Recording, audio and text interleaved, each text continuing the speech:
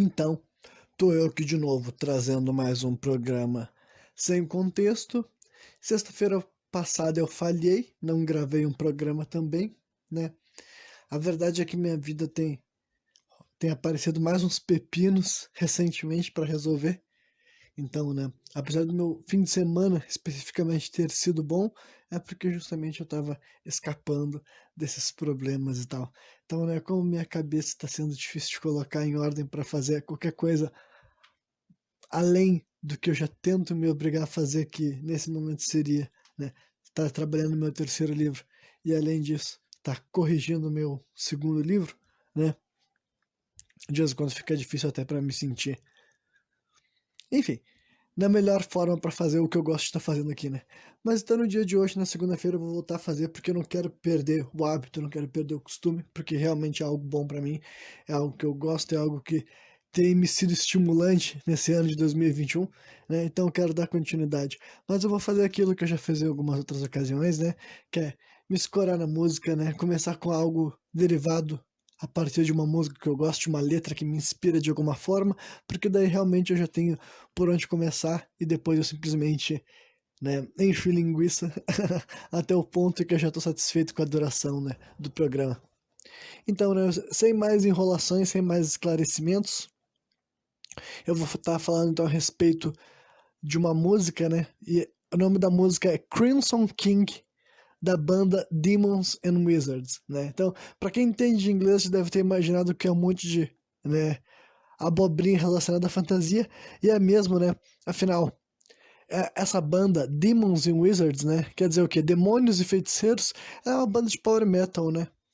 A banda de power metal que na verdade ela é um projeto paralelo e meio que um super grupo, porque junta músicos de duas bandas já estabelecidas, no caso. Demons and Wizards, até onde eu sei, tem o vocalista da banda o vocalista da banda Blind Guardian, né? Que pro pessoal que conhece power metal sabe que é uma banda famosa. E acho que não sei se são todos os instrumentistas que são do Iced Earth, ou tem alguém do Blind Guardian também, fica 2 a 2, né? Mas basicamente é a junção da banda Blind Guardian com a banda Iced Earth, com o cara do Blind Guardian no vocal. Então, né, o vocal é mais pro power metal, o instrumental, além de ter uma pegada de power metal, também tem um quê de heavy metal junto também e tal, porque é assim que esse Earth toca, né? Enfim, é uma banda que eu particularmente não conheço muito o trabalho deles, até acho que eu poderia gostar, apesar de eu não ser muito fã nem de Blood Guardian, nem de Acid Earth. Algumas das músicas dessas bandas eu gosto, né? E esses projetos paralelos várias vezes me são interessantes, né? Mas a música que eu quero estar falando aqui é a única música dessa banda que eu ouço regularmente, que eu conheço mesmo, que eu tenho no meu computador, né? O nome dela é Crimson King, né? Isso quer dizer o Rei Rubro, ou o Rei Carmim, né? Rubro é uma cor, né? Uma cor específica, é um vermelho com sangue, vermelho escuro, forte e tal, né?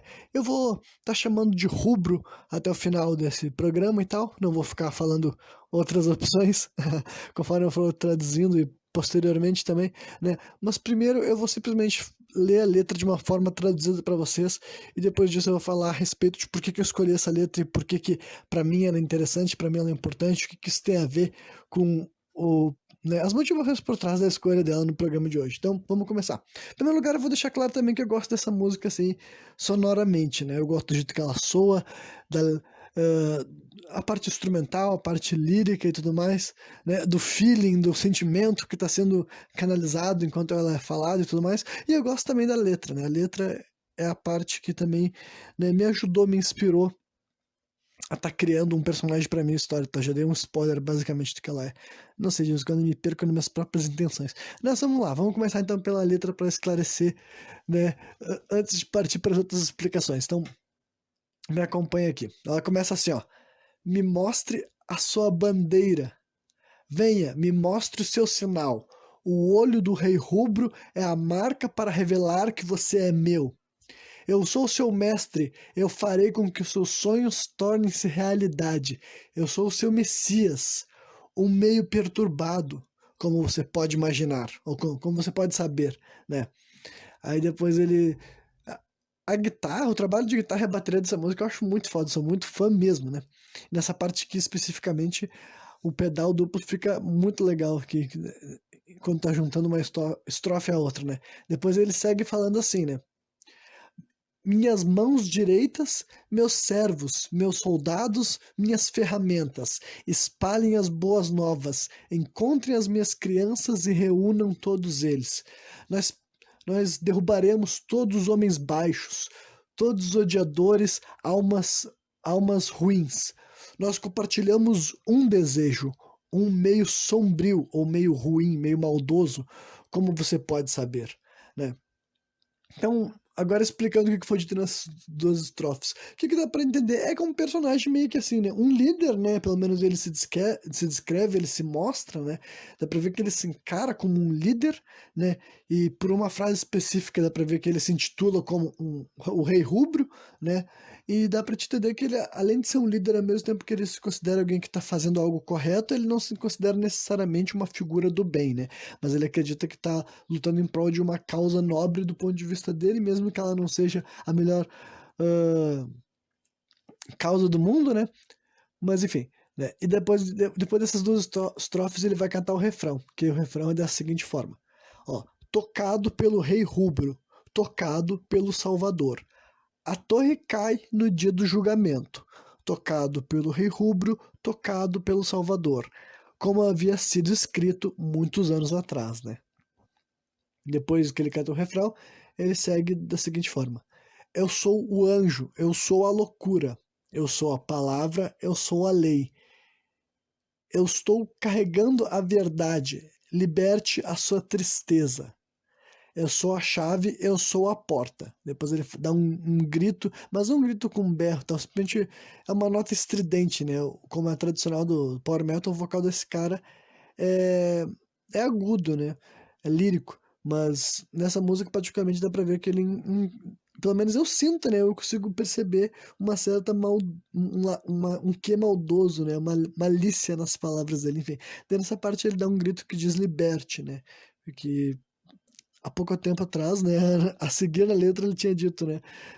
Eu estou carregando a verdade, liberte sua tristeza. Então imagino que esse liberte tem a ver com isso daí, né? Depois dessa música ela passa por uma mudança bem drástica no ritmo dela. Primeiro ela acelera, fica um pouco mais rápida, e depois ela muda um pouco assim no ritmo dela. Depois ele fala assim: ó, existe a guerra e o mal, as vadias e os pecadores. Pegue a minha mão e eu vou te levar aonde você deve ir. Me chame de bandeira ou de líder, como se fosse, enfim, me chame de seu líder. Eu sou o homem bom, eu sou o homem sombrio. Pega a minha mão e eu vou te mostrar aonde ir, né? Depois ele grita mais uma vez, liberte. Depois ele fala assim: venha, pega a minha mão em direção à terra prometida. Redentor, enganador, o demônio, o homem de preto, né? Aí depois dessa música passa por mais uma mudança drástica no ritmo dela, ela fica bem mais calma, né? Com a bateria muito mais tranquila e o ritmo da guitarra também, né?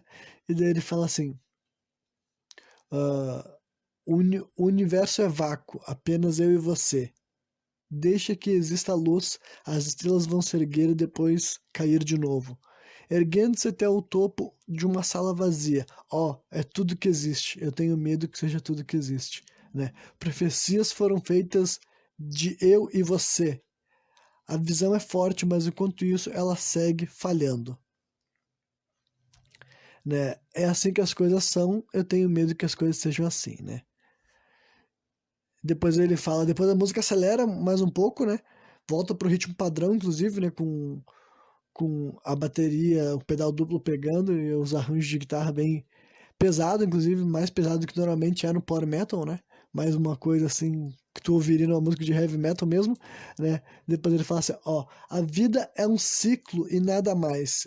Ela vai girando e girando e girando e girando. Eu sou aquele que não envelhece, eu sou a legião. A legião tá escrito entre palavras, né? Entre palavras. Entre aspas, caralho. Eu sou a legião. Eu sou o seu senhor, eu trago o terror. Um demônio disfarçado. Depois fala assim, The Thrill. Eu sei que é The Thrill, mas tá me faltando assim, né?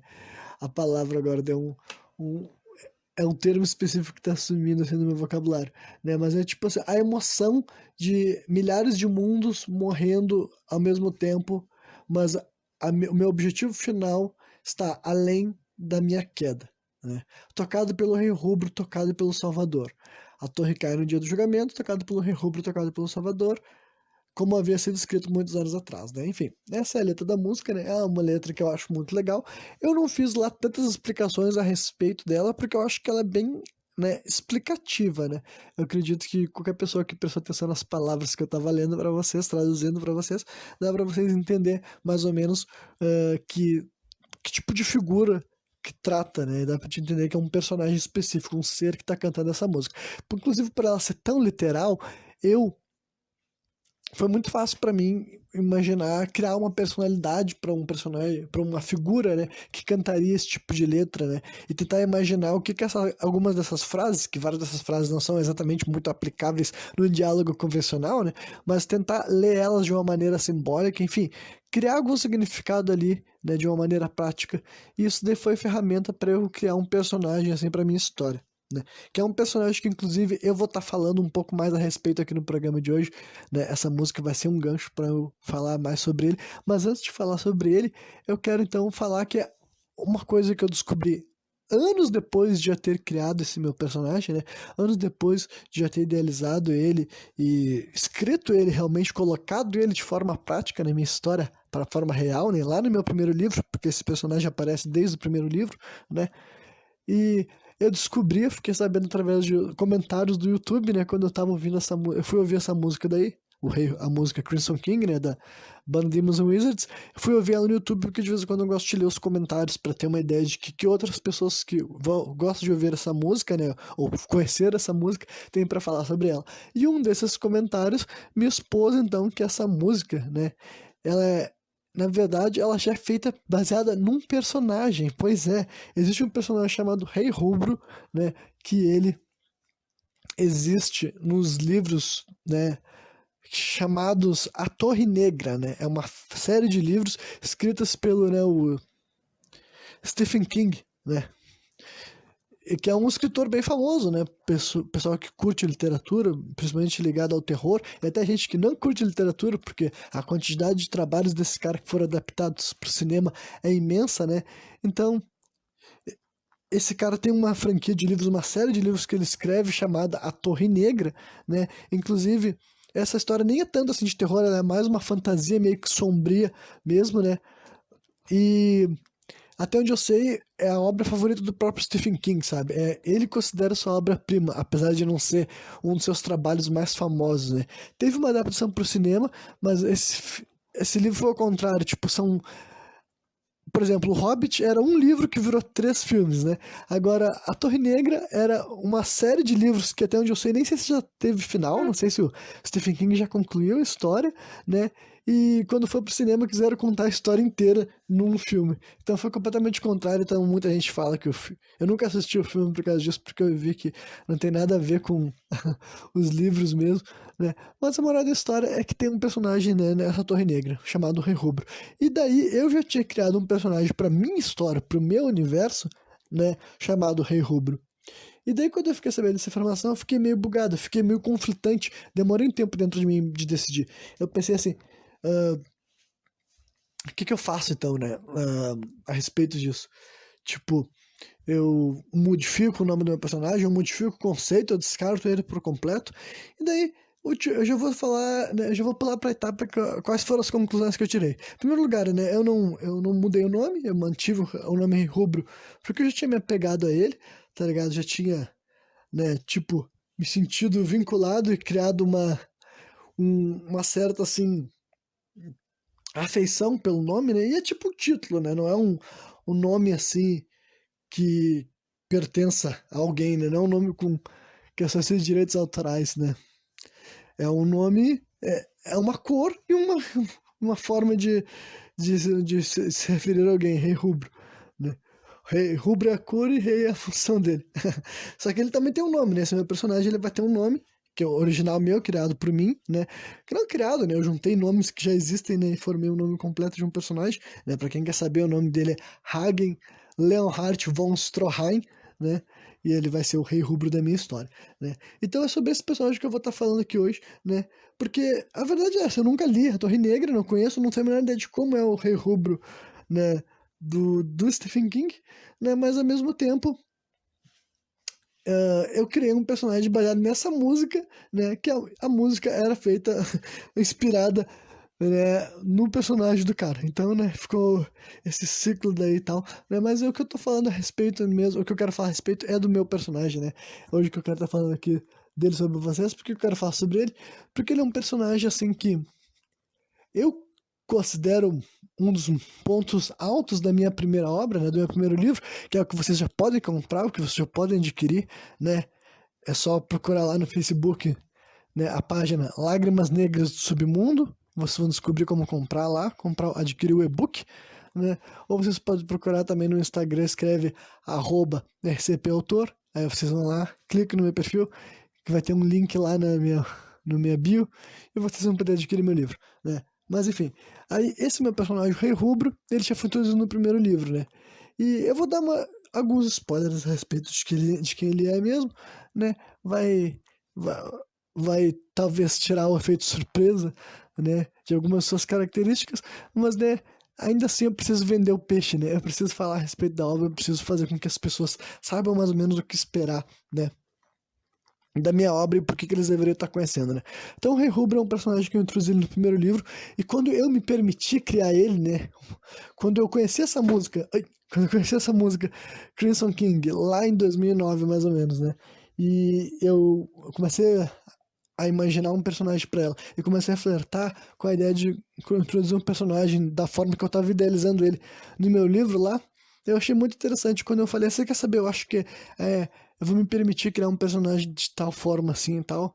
Eu acho que vai ser um personagem maneiro, ele vai alavancar a história para uns pontos interessantes e vai ser, enfim, vai ser muito bom para mim enquanto autor e para a audiência quando estiver conhecendo esse personagem chegando aqui na história, né? Agora, te falando de uma forma mais prática para vocês entenderem, eu vou explicar um pouco mais claramente quem é o Rei Rubro e por que que eu fiquei tão animado com a ideia de estar criando ele e colocando ele no meu primeiro livro. É porque o Rei Rubro, ele foi criado com várias funções específicas em mente, né? A personalidade dele foi parte desenvolvida baseada nessa letra, né? Questões de o que que ele seria, o que que ele faria, como que ele pensaria, né? Formas, algumas questões sobre ele. Mas é claro que, como tudo que eu já aproveitei para criar meu material, isso deu uma fração muito pequena do que o personagem é na prática, né? Vários dos conceitos por trás dele eu desenvolvi, né? Digamos que, não vou dizer do nada, porque eu sei que eu vou estar trabalhando influências e coisas que eu gosto e acho interessante, né? Mas uma das razões por trás do Rei Rubro é que ele seria um personagem com uma função de ser um mestre, ser um tutor. Por quê, né? Nessa música daí, claro que fica claro, fica evidenciado que o Rei Rubro, né? Até porque é uma figura que se intitula rei, né? Ou tem o título de rei, ele tem que ter alguma função de liderança, ele tem que ter alguma função, né? De comandar, senão meio que ele não é um rei de verdade, eu diria, né? Mas então, eu já sabia que eu queria colocar um personagem como se fosse uma figura de tutor, de mestre na minha obra, né? Porque, né, ela conta com esse caráter, assim, de uma aventura de fantasia sombria no mundo apocalíptico, tá ligado? Então tem toda aquela coisa a ver de luta do bem e o mal, o mundo num processo de apocalipse, entendeu? A raça humana passando por maus bocados, tendo que enfrentar monstros e demônios, e personagens que não são mais humanos tão normais assim, sabe? Tendo que tentar lutar pela possibilidade da Terra voltar a ser como era antes, né? E daí eu, né, bebendo muito da fonte de histórias como animes, mangás, né, estilo shounen, e também não só esse tipo de história, mas basicamente eu diria que muitas e muitas narrativas que tem a ver assim com um personagem, com essa história da jornada do herói, né, um personagem que ele vai ter que passar por uma série de aventuras e desventuras até chegar no final da narrativa e ter concluído um objetivo assim único, né, que ele era a pessoa que era encarregada de fazer aquilo lá e tudo mais. A maioria desses personagens acaba tendo uma figura de tutor, né, um mestre, digamos assim, né? Seja, sabe, no Dragon Ball teve o Mestre Kami, Naruto tem o Jiraiya, no One Piece tem o Heilig, né, pro Luffy, no caso, falando do protagonista, né? E, sei lá, Star Wars tem o Yoda, né? E Senhor dos Anéis tem o Gandalf, sabe? Harry Potter tem, sabe, o Dumbledore. Enfim, todas as histórias de ficção, ou pelo menos a maioria delas, acaba colocando, assim, essas figuras de tutor, de mestre, alguém que tem uma sabedoria, uma experiência, né? e ele é capaz de ajudar o protagonista ou o grupo dos protagonistas, né, a se desenvolver melhor, né, e colocar eles mais em direção, um rumo mais direito, né, em- rumando aquilo que eles querem, né, daqueles que o protagonista ambiciona realizar, né? Então o Rei Rubro já foi colocado, quando eu idealizei ele para minha história, ele teria essa função. Ele seria uma figura de poder, de conhecimento, de sabedoria e que seria assim, ajudaria os personagens a adquirir, né, poderes mais fortes, a maior perícia na hora de utilizar essas técnicas, né? E também uma questão assim estratégica com relação ao mundo, às coisas que acontecem nele, as possibilidades, sobre os inimigos também que eles poderiam encontrar. Enfim, um verdadeiro mestre, assim, né? Um verdadeiro líder. Ele teria essa função. Então, né, eu estabelecendo na minha cabeça que é isso que ele ia realizar, ele seria essa figura daí, várias coisas que normalmente não. Várias coisas que normalmente eu não me permitia fazer personagens que nesse meu primeiro livro estariam aparecendo, fazer com que eles fossem capazes de realizar, né? O Rei Rubro poderia, né? Como assim? Falando mais uma vez, traduzindo toda essa baboseira que eu falei para uma forma mais prática, mais racional, sabe? O Rei Rubro poderia ser muito mais inteligente, não digo mais inteligente, mas ter muito mais informações, muita mais sabedoria. Ele poderia ser muito mais poderoso, sabe? A força dele, as capacidades dele, enfim, ele poderia ser um personagem que eu poderia de propósito usar como justificativa para passar para a história várias coisas que são minhas informações como autor, tá ligado? Ele teria essa função de que quando os personagens, né, o elenco do protagonista, né, os amigos dele, o grupo, né, que estava numa missão para salvar o mundo, chegasse até o reino dele, até os domínios dele e tal, esses personagens teriam acesso a um monte de informação que eu tinha na minha cabeça que eu queria que chegasse até o leitor de alguma forma, sabe? Eu queria que o leitor aprendesse tais coisas, tais regras, entendem? Tais fundamentos do meu mundo, fundamentos do meu universo, né? E para isso acontecer de uma forma que fizesse sentido, né? Já que a minha história é contada em primeira pessoa e não é um narrador, né? Se fosse um narrador em terceira pessoa, eu podia simplesmente explicar esses conceitos para audiência com a minha vontade, né? Mas como é narrado em primeira pessoa, eu precisaria de uma forma com que o protagonista descobrisse, né? Ele tivesse acesso a essas informações privilegiadas a respeito do submundo, a respeito do que acontece aqui na Terra, a respeito dos elementais, né? E todas essas coisas, eu acho que eu não sei se eu vou querer desenvolver tudo isso no programa de hoje. Talvez eu possa deixar isso aqui meio que, né, em aberto, dizer que na sexta-feira eu vou estar falando, por exemplo, assim, a respeito dos elementais e talvez até a respeito do submundo, esse tipo de coisa. Acho que eu vou fazer isso. Então, né, sexta-feira eu vou falar mais um pouco do universo do meu livro. Eu vou falar sobre essas duas coisas, o submundo e o plano astral e os elementais, essas coisas que são importantes para o funcionamento, principalmente da questão assim, dos poderes, do combate do meu universo, sabe?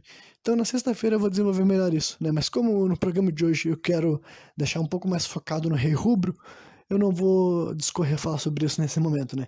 Então o Rei Rubro ele vai saber essas coisas e também o que em questão de poder, né? A minha história, que nem eu falei, ela tem esse caráter assim de combate, de batalhas, né?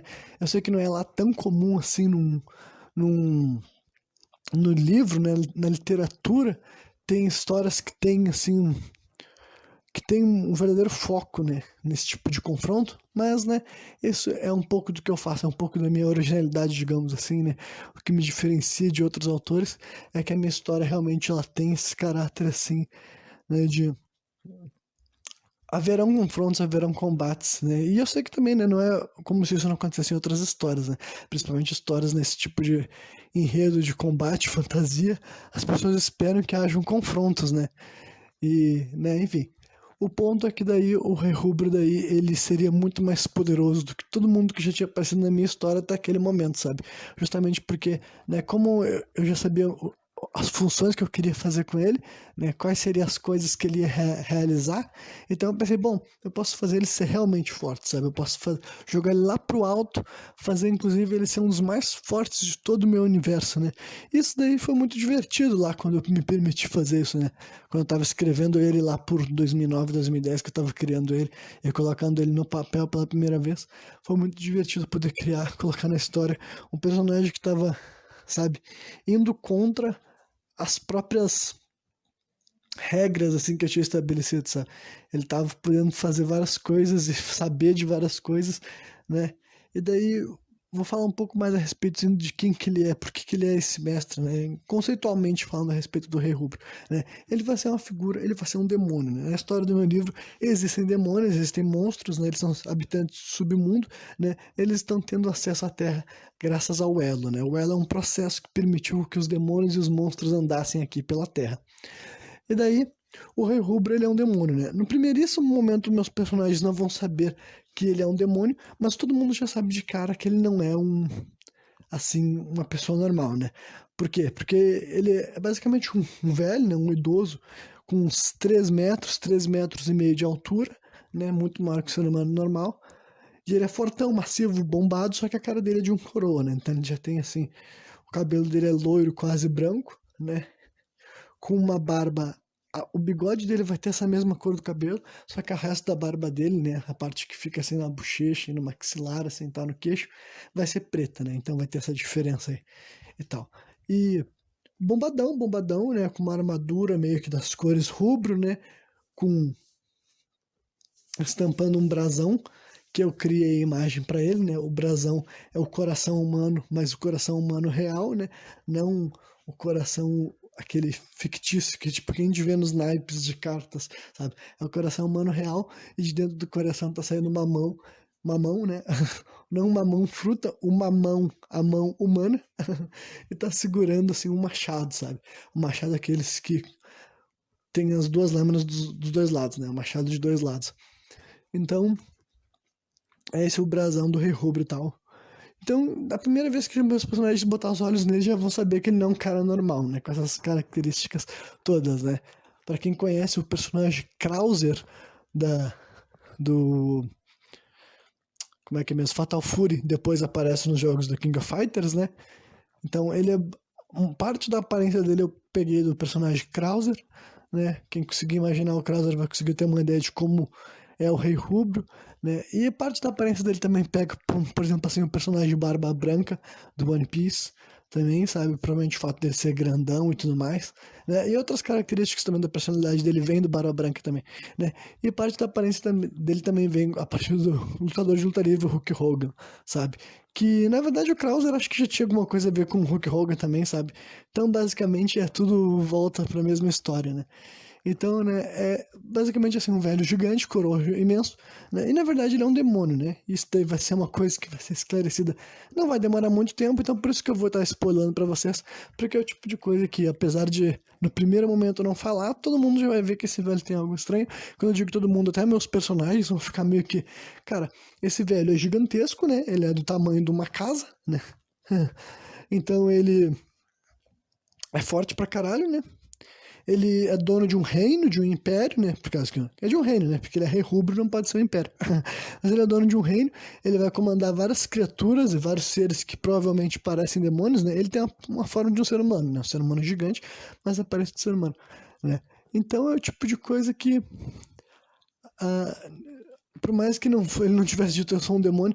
E também ele vai ter muitas informações a respeito do submundo, né? Que é basicamente assim, uma parte do inferno e tal. Então todas essas coisas meio que evidencia, né, que ele não é um habitante da Terra, né?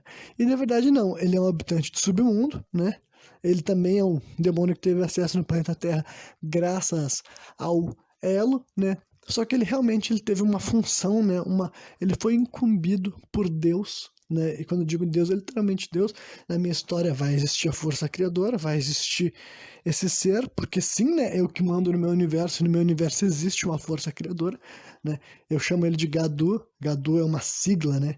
Sigla para grande arquiteto do universo, porque eu não quero ficar escrevendo a palavra Deus, embora sim meus personagens de vez em quando vão falar Deus, porque, né, não tem por que ser tão louco assim e tal, mas, né, de vez em quando eu vou usar esse termo Gadu, que é para me referir ao grande arquiteto do universo, sabe, que não é só uma versão, assim, uh, criacionista de Deus, sabe, é algo além disso e tal.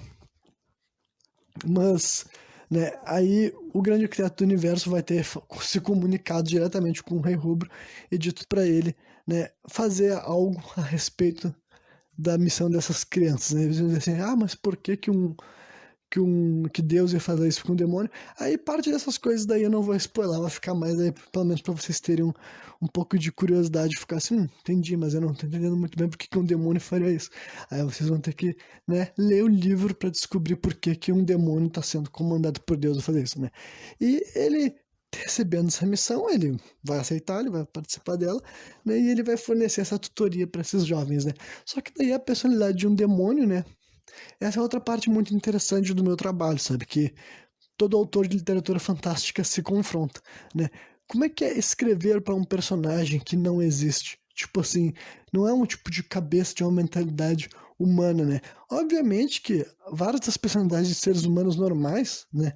Em livros que, por exemplo, são de seres humanos normais que não fazem nada extraordinário, ainda assim, claro que nada da personalidade deles obrigatoriamente tem que, né, ser algo realista, né?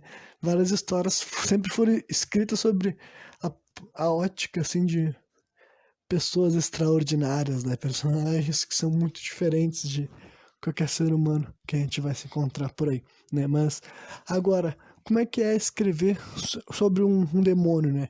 Como é que um demônio pensa? Como é que um demônio fala?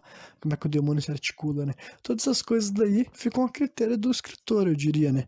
Então, né, eu ainda assim me empenho bastante para conseguir, quando tá criando uma personalidade pro Rei Rubro, né, ele seja interessante, mas consistente com a ideia do que um demônio quer, do que o demônio acha, que o demônio precisa, como que ele se posiciona, né? E o Rei Rubro, ele é um personagem, assim, especialmente arrogante, especialmente vangloriador, né?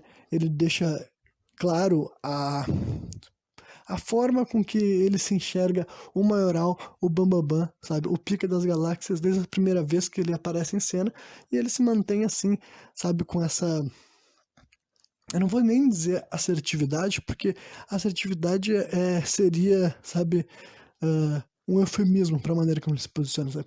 Ele realmente se posiciona como um ser praticamente intocável, né? De grande sabedoria também, entendeu? O ponto é esse, né? Apesar dele sempre estar falando bem dele, não tem nenhuma razão para as pessoas que estão na volta dele achar que algo do que ele está falando é errado, ou, né? Pode ser simplesmente ele gostar de esfregar na cara das pessoas os fatos, né? Gostar de esfregar na cara das pessoas verdades inconvenientes, entendeu? Não se importar com como ele vai ser lido, como ele vai ser percebido, não se importar se as pessoas vão ter raiva dele, vão ficar com nojo da cara dele, entendeu? Todas essas coisas para ele são insignificantes, mas, né, eu queria misturar essas duas coisas, entendeu? Porque eu acho que daria para um mestre interessante, sabe?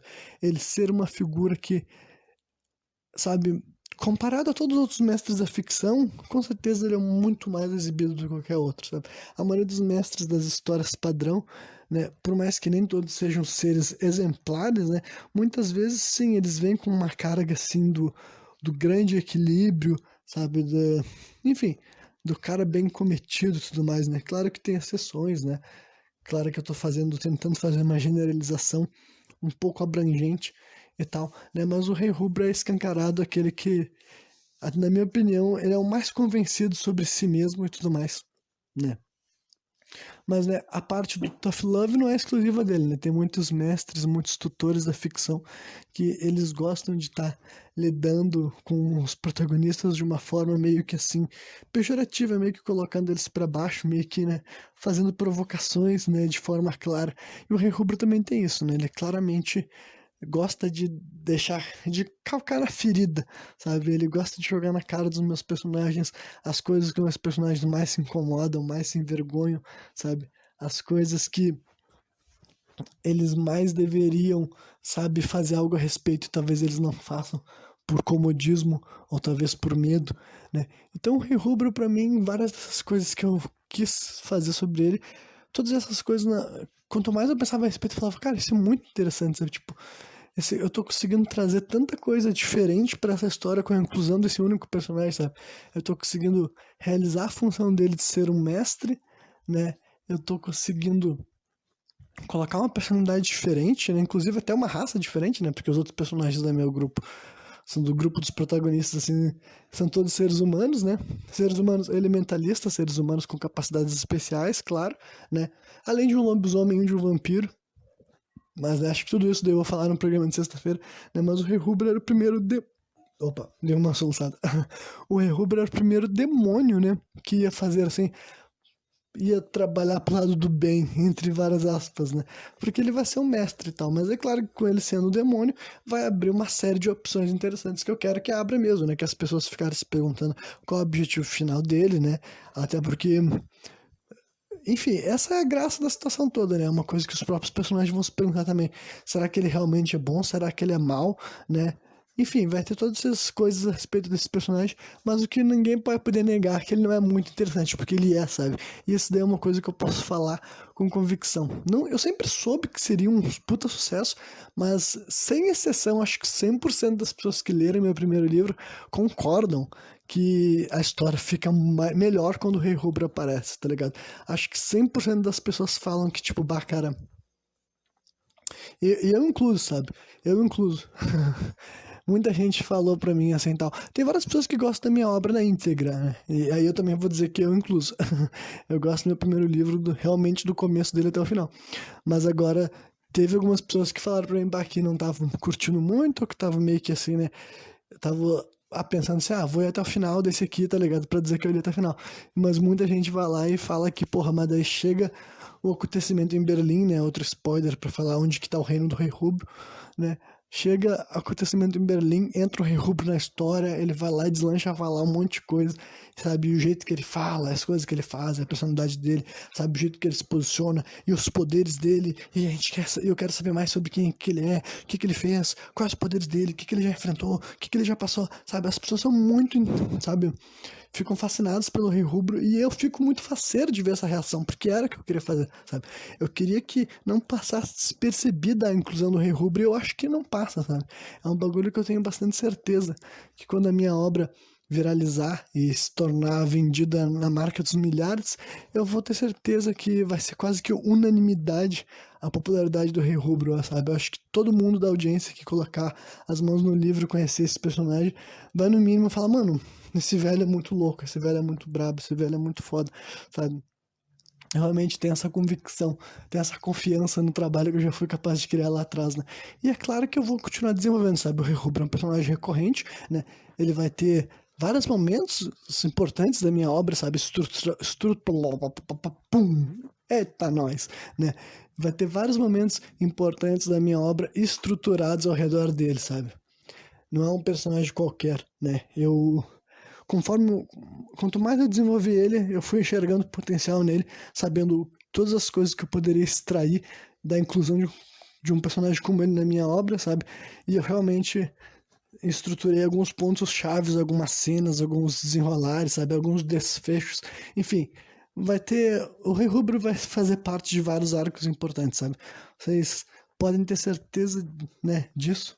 Né? E eu acho que basicamente do Rei Rubro que eu queria falar era isso, né? Se eu for falar mais coisas a respeito disso, seriam, né, spoilers que eu ainda não quero dar. Spoilers que daí eu acho que vão além do salpicar a audiência com informações interessantes que eles têm para conhecer nos meus livros e fazer com que eles, né, deixem de apreciar a obra de maneira própria, sabe? Que é descobrir as coisas no ritmo que eu acho que vai dar o maior grau de satisfação, né? E eu já tô me embananando, tô me perdendo. Isso geralmente é um sinal de que tá na hora de parar, tá na hora de que eu já falei mais do que eu deveria, né? E além disso, eu acho que já rendeu um programa já. Eu acho que eu já tô falando por alguns 30 ou 40 minutos, né? O que é bem surpreendente. Eu honestamente não esperava fazer um programa inteiro sobre o Rei Rubro, mas não que eu não soubesse que dava pra fazer isso, sabe?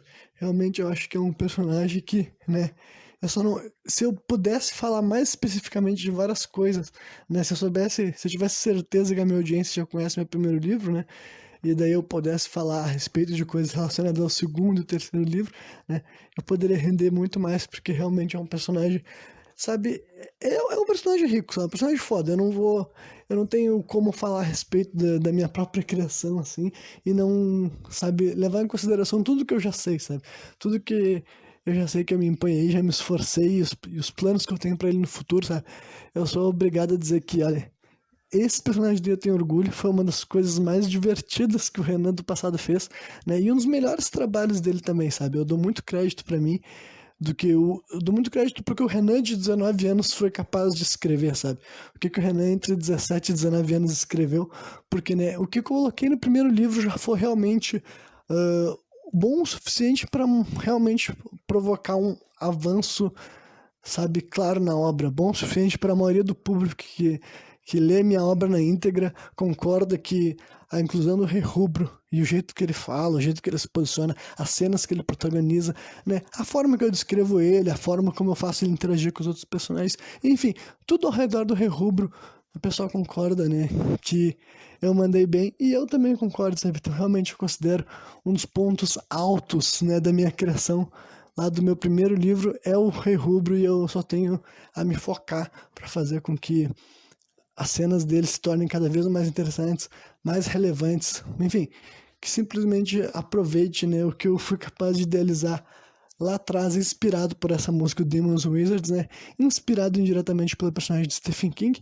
mas honestamente, né, não é um plágio, eu não conheço a Torre Negra, eu não sei como é que é o Rei Rubro de verdade, digamos assim, o Rei Rubro original, né, eu sei como é que é o meu Rei Rubro, como é que é o Hagen Leonhardt von Stroheim, eu sei o que ele já fez, o que ele vai fazer, né, e eu gostei muito de criar esse personagem, sabe, ele realmente veio completamente fora dos moldes do meu primeiro livro, ele é como se eu tivesse colocado um personagem de livro 99 no começo da história, sabe? É muito legal mesmo. E a própria maneira com que ele ia agir, a personalidade, a forma que ele ia se posicionar, era muito diferente do que eu já estava trabalhando. Então, né, eu acho que ele chega trazendo uma série de outras coisas que a audiência não estava recebendo até aquele momento, e isso daí deve ser, no mínimo, interessante e estimulante para todo mundo que conhecer esse livro, né? Quem não conhece, vai lá, cara, vai atrás do meu livro no Facebook ou no Instagram. Vocês têm que conhecer, então, Lágrimas Negras do Submundo, que logo mais o segundo livro vai estar à venda. Mês que vem eu vou vender o meu segundo livro para vocês também, tá ligado? E é isso aí. Espero que vocês tenham curtido, né? E quarta-feira eu vou estar fazendo, na verdade, o segundo programa sobre Hotline Miami. Eu pretendo, né? Talvez eu fale, gente, mas eu vou me esforçar, porque eu gostei muito do resultado do primeiro programa. Teve uma audiência boa para um programa de 1h40, né? O programa mais longo que eu já gravei até agora. Teve uma audiência boa e tal. Então eu gostei muito de falar de Hotline Miami. Quem quiser ouvir, vai lá. Eu acho que ficou um programa muito bom. Acho que eu consegui desenvolver a respeito de vários pontos, eu consegui articular de forma clara e efetiva e interessante por que o Hotline Miami é um jogo foda, e vocês deveriam conhecê-lo, ou pelo menos ouvir o programa e concordar comigo que é um programa pica, que é um jogo pica, e um programa pica também, né? Então quarta-feira eu pretendo estar falando do segundo jogo Hotline Miami, para manter os dois assim juntos, né, e guardar para posteridade, né? Mas é isso aí. Quarta-feira eu tô de volta novamente, trazendo mais um programa sem contexto.